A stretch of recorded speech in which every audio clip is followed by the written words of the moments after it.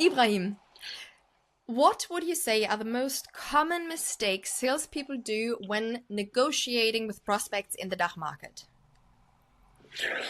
Yes, what I see or what I often see is the salespeople getting too early involved into price negotiations. So, because I know it's a common instinct thing, because when you go shopping, for example, you pay at the checkout and then you're finished and you go home. So it's normally that when the price negotiation come up or the customer talks about the price, you think, okay, this is a closing situation, and this is what a lot of people, yeah, mess up the sale at the end, because the price negotiation is just a part of the whole process. So. I feel like pricing is such a big point, and every seller I know is terrified of that question just because you're like, did I give them enough value so that the price is justified for them or not? Um, how would you how would you prevent talking about pricing at the beginning? Like, are there specific things when someone is like, uh, how much does it cost? How do you Yes. not tell them what it costs? Yeah, I get back with an answer. So, like, what are you looking for, or what is the thing why you're looking for a solution? Because at the end, we can go about the price, but is this what you are looking for? Just you're looking for a solution that you can solve, or that you have it in your company, or would you like really to try to solve any pain points? So, um, if the customer comes directly with a price, so I'm asking him first, what are you looking for exactly? I like that. Would you say that's one of your three key strategies in negotiation in that? Absolutely. So I mean, I have selected 3 points in one strategy. For example, active listening leads to active listening. So you need to Mm. understand the customer and his situation. And if he feels that you understand his situation, he will also will active listening to your opinion, to your solution, what you offer him. And this is very important. So this is, yeah, also a way to make an alternative way to have customized offer for him directly, or a Mm. specific offer for him if you understand his situation. That's one, right? What are the other two?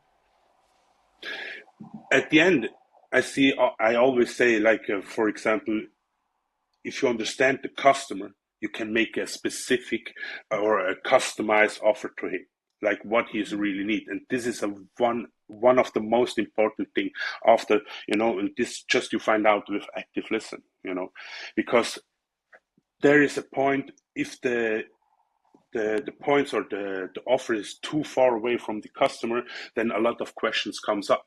So there is where the negotiation starts. And so you need to really understand the customer so you can make him a really specific offer. And then at the end, to close or to bring the whole negotiation to a point, end it with like a 3 point yes street, the classic way, set the points and the next steps, set the right expectation for what's going on for the next meeting. Where do we stand right now? What really struck me when listened to your masterclass was that you told me that you never really got into a negotiation because you always stop it when it gets risky. So when I ask you, while we recorded the masterclass, when I asked you about like, okay, what are the strategies? What do you think? And you were like, honestly, I have been in so many negotiations without knowing it was a negotiation, just because it didn't feel like one. What would you say is your approach to prevent getting into that heated idea of a negotiation?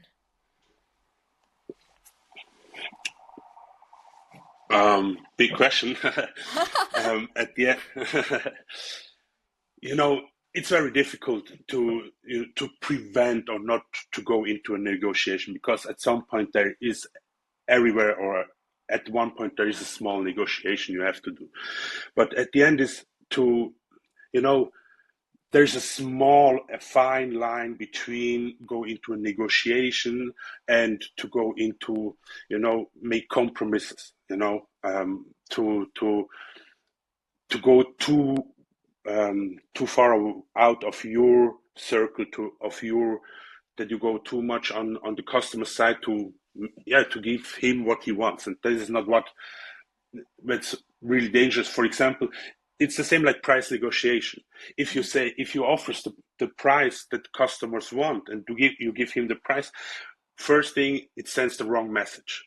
Hey, at the end, the customer, maybe not today when he get the price he wants, but maybe tomorrow he will ask himself, hey, when he gives me this price, what price he gives to the next one. And so there comes a lot of questions you don't want to have.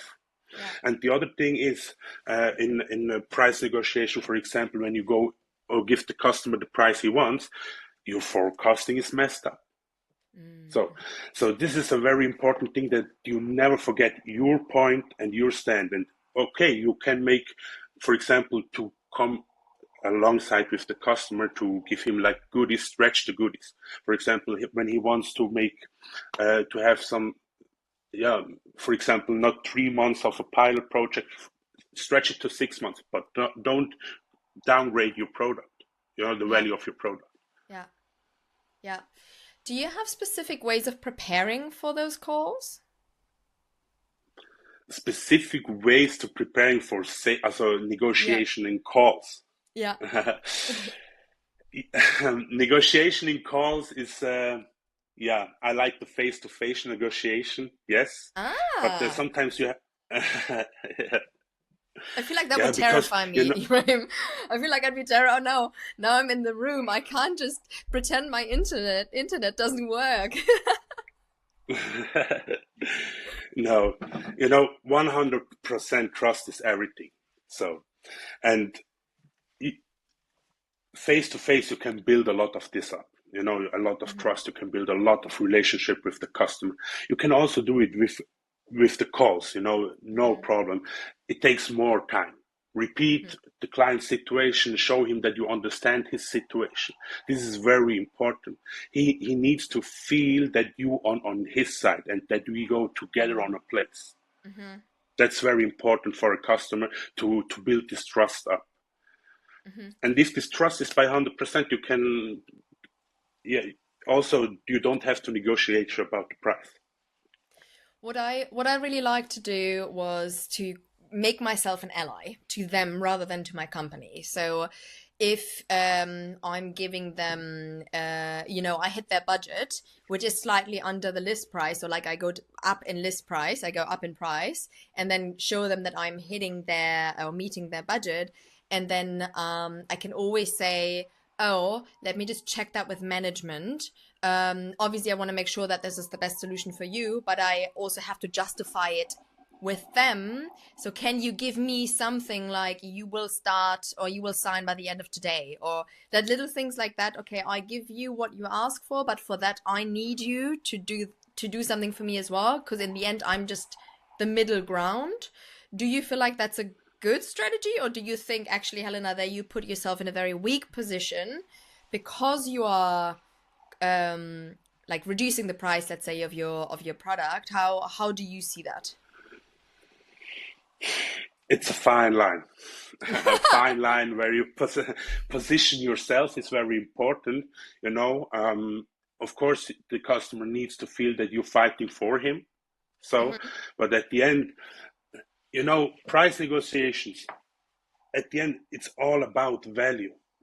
So never forget the bigger picture. For example, also in preparing for this negotiation or for this whole situation, never forget the bigger picture.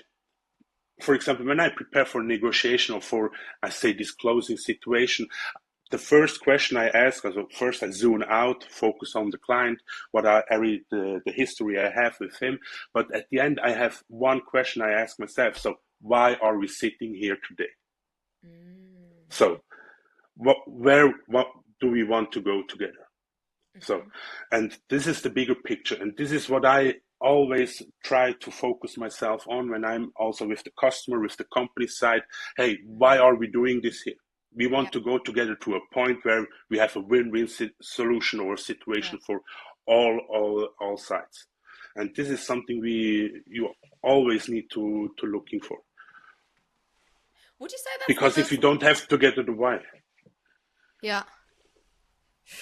Would you say that is the most important question? Because I feel like a lot of people say, hey, the first thing that you have to answer is, what do they want? But I feel like the question that you just said, why are we here today? So there are three things. Why?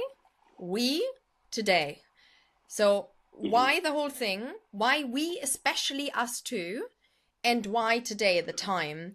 I feel like that question covers three crucial parts.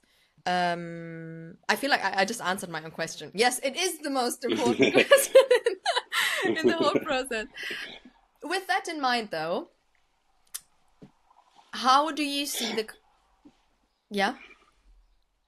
Yeah, this question is very important in every step of the process.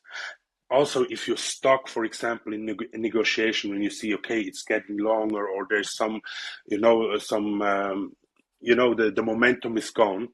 This is a very important question. Hey, why are we doing this here? Why are we talking to each other? Mm-hmm. Mm-hmm. So just to clarify the situation and to see, okay, to get some things done and to see what's the next steps, Yeah. This is you can ask the customer in every situation, hey, why are we sitting here? I feel like I could have increased my negotiation win rate so much if I asked that question more often. It often ends up in other questions, so I love that. I'm gonna write that down for later. I guess with that in mind.